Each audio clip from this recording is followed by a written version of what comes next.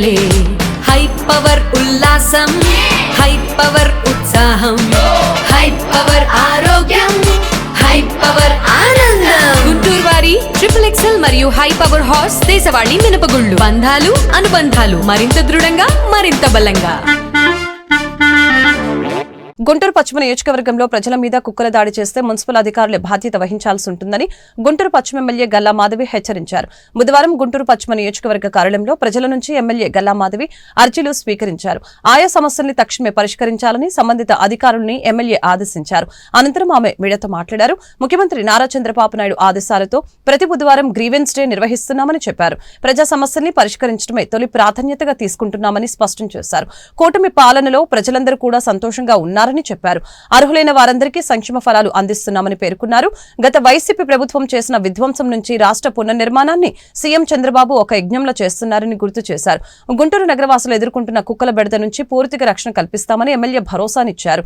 P4తో పేదరికంపై విజయం సాధిస్తామని సందర్భంగా తెలియజేశారు.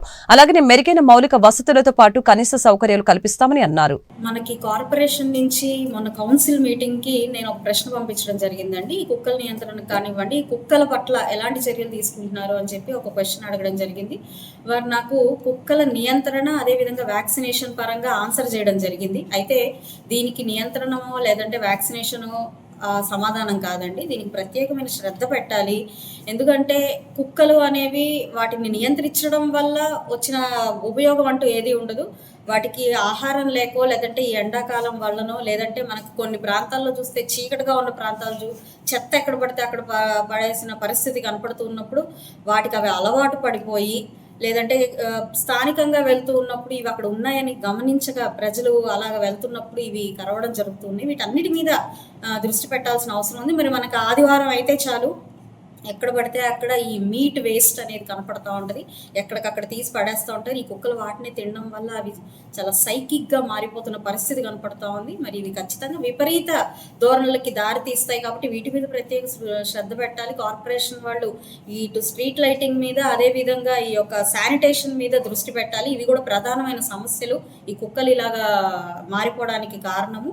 అండ్ మా అధినాయకులు ఒకటే చెప్పారు, బలహీనతగా ఉన్న విషయాల పట్ల బలవంతులైన వాళ్ళు రెస్పాన్సిబిలిటీ తీసుకోవాలి అని చెప్పి మా అధినాయకులు చెప్పారు. దానికే P4 అనే ఒక పేరు పెట్టి ప్రోగ్రామ్ని రన్ చేస్తున్నారు. ఖచ్చితంగా ఈ కుక్కలకి అదే వర్తిస్తూ ఉంది. మరి ఈరోజు ఎన్నో సొసైటీలు ఉన్నాయి, బోల్డ్ అని డాగ్ లవర్స్ ఉన్నారు. చాలా వాటి పరిరక్షణ కోసం వాటి హక్కుల కోసం పోరాడుతూ ఉన్నారు. మరి వాళ్ళు ఇటు కార్పొరేషన్ వాళ్ళు లేదంటే మా ప్రజా ప్రతినిధులు అందరూ సమిష్టిగా కృషి చేసి వాటికి ఒక పరిష్కారం మార్గం తీసుకురావాలి.